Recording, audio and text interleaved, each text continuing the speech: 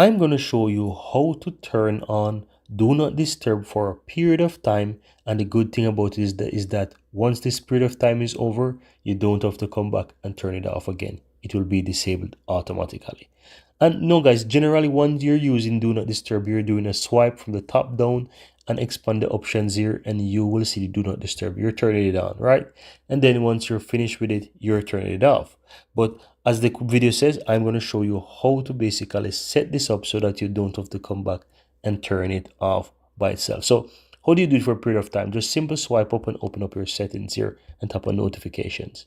Now you want to find Do Not Disturb and tap on that. Now here's a section that says for how long. Now once you tap on this, you can set Do Not Disturb for like 1 hour, or you can even go ahead and increase that to 2 hours, 3 hours, and so forth. You can also set ask every time, right? So you can basically choose this option if you so desire, but this is the way how you go about setting your Do Not Disturb for a period of time, right? You can also do it in minutes as well, minimum 15 minutes, 30 minutes, 45 up to an hour, and you can go as much hour as you want, all the way up.